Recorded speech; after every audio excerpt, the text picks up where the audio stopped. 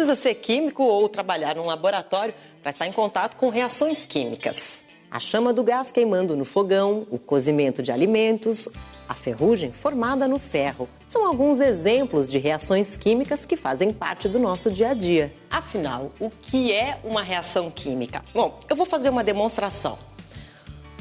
Uma reação química acontece quando uma substância chamada reagente entra em contato com outra substância também reagente, formando novas substâncias, o produto.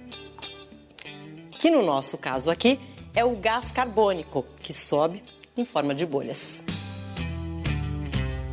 Oi, Guilherme. Tudo bem? Carla, tudo bem? Tudo jóia. Olha só, hoje eu também vim para o laboratório para aprender um pouco mais sobre as reações químicas. Que ótimo. E qual foi a última reação que você fez? Olha, a última que eu fiz foi mergulhar um comprimido efervescente em um copo de água. Olha que interessante, uma bela reação, não é? E para começar essa conversa, eu achava interessante a gente estudar um pouquinho o conceito de óxido-redução primeiro. E para ilustrar esse conceito, vamos fazer uma reação de óxido-redução com alguma coisa que a gente tem na cozinha da gente também, que é a palha de aço. E o que nós vamos fazer é acelerar essa reação com um pouquinho de calor na forma de fogo, promovendo uma combustão. Vamos lá.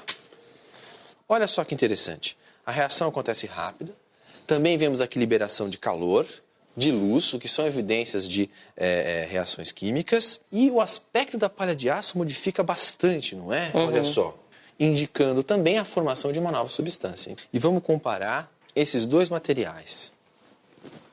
O reagente, que é o ferro da palha de aço, e o produto que tem aqui, que é o óxido de ferro, resultante da oxidação da palha de aço. E é explorando essas reações químicas de oxirredução, esse fluxo de elétrons, que nós podemos produzir energia elétrica através, então, desses reatores químicos muito especiais, que são chamados de pilhas. Dentro das pilhas acontecem reações de óxido-redução.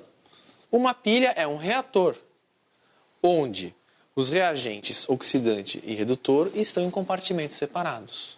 E aí temos vários tipos de pilhas, com vários formatos diferentes, mas essencialmente a ideia é a mesma. Aproveitar uma reação de oxirredução, fazê-la ocorrer em compartimentos separados e uni-los eletricamente por um circuito externo.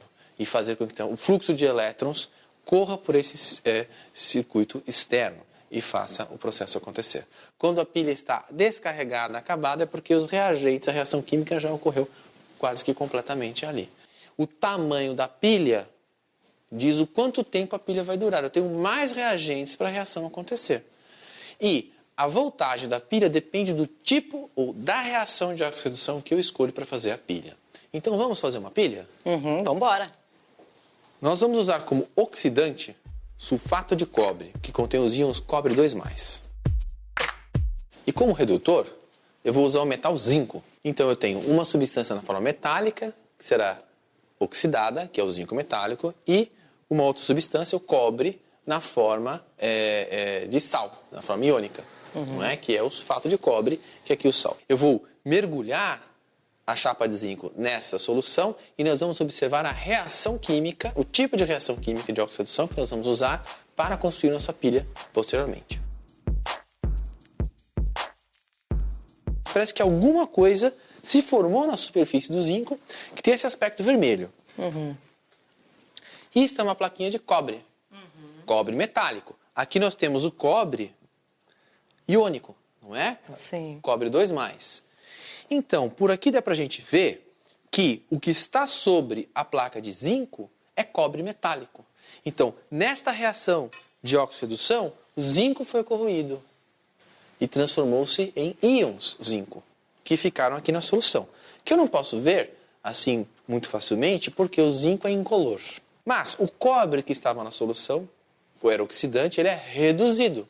E ele se deposita sobre a superfície do metal. Então aconteceu uma reação direta entre os íons da solução e a superfície do metal e formou-se o cobre reduzido na superfície do metal. Cobre metálico. Não é exatamente igual à barra, porque ele é formado aqui na forma de um pó muito fino, mas dá pra gente ver que é cobre metálico. Então a reação química é zinco, cujo símbolo é Zn, não é? Sólido na plaquinha, porque eu estou com uma substância simples, né? Mais cobre, que está em solução na forma de cobre 2+, e eu vou representar aqui com Aq de aquoso, sofre uma reação química, representada pela seta, e origina o quê? O zinco 2+, que foi para a solução na forma iônica, que é incolor, nós não vimos, mais o outro produto que é o cobre metálico, que se depositou sobre a placa de zinco. Nesta reação, então, o zinco é o redutor e foi oxidado. Então, o zinco é convertido a zinco 2+.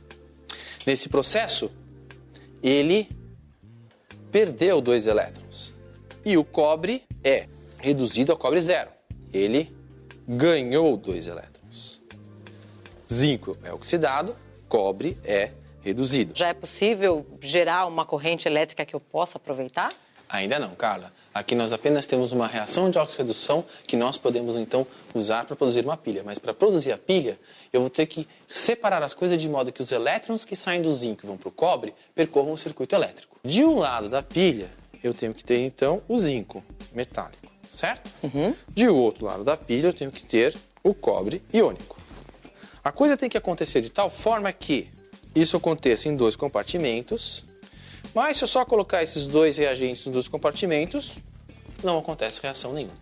Então eu tenho que fazer uma ligação no circuito externo. Os elétrons, através de um fio, estariam conectados no zinco metálico, saem da placa de zinco, realizam o trabalho que eu quero fazer, por exemplo, acender uma lâmpada e atingem a solução.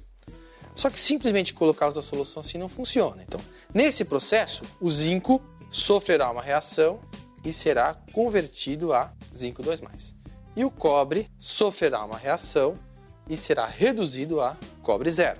Esses 2 elétrons perdidos pelo zinco vão circular no circuito externo, atingir o compartimento, chegar até o compartimento onde eu tenho o cobre, e o cobre receberá esses 2 elétrons e será reduzido a cobre 0.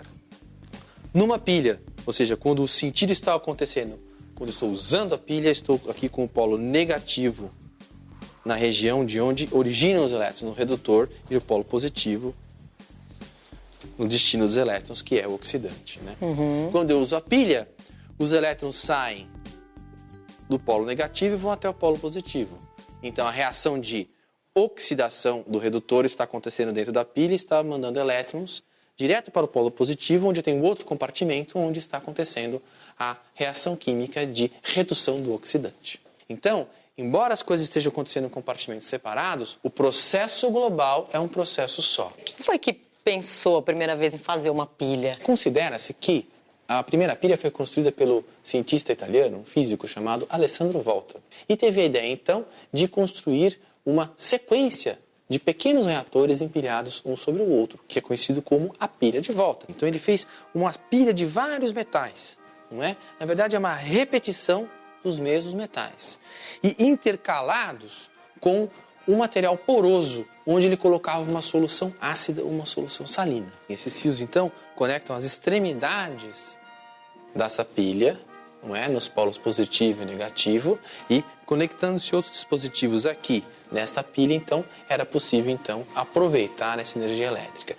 Então é essa pilha de volta que a gente vai construir? Não exatamente, Carla. Nós vamos construir uma pilha que é chamada de pilha de Daniell, que foi uma pilha que foi desenvolvida por um outro cientista 30 anos depois do Volta, na continuidade desses trabalhos. Então, aqui eu tenho uma solução, essa solução incolor é uma solução de sulfato de zinco. Esta solução azul é a mesma solução que nós trabalhamos antes, é uma solução de sulfato de cobre. Na solução de sulfato de cobre, eu vou colocar uma placa de cobre metálico. Na solução de sulfato de zinco, eu vou colocar uma placa de zinco metálico. E essa mangueirinha, o que é? Essa mangueirinha chama-se ponte salina. Lembra que na pilha de volta tinha um material poroso, com solução de íons, com solução salina? Lembro. Aqui nesse caso, nós substituímos o material poroso por uma mangueira curva contendo uma solução de sal. A transferência de elétrons aqui vai acontecer por um circuito externo. Não é? No caso desse circuito externo, pode ser qualquer aparelho elétrico que use essa corrente elétrica. No caso, nós vamos medir já quantos volts nós estamos obtendo aqui com um instrumento de medida chamado multímetro. Isso é um multímetro.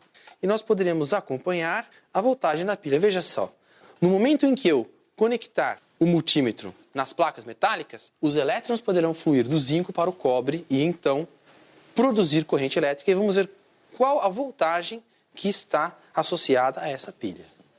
Eu esperava obter com essa pilha cerca de 1 volt. A voltagem que se obtém numa pilha depende da reação de óxido-redução que eu estou realizando aqui. Portanto, é uma coisa que está associada com a natureza da reação.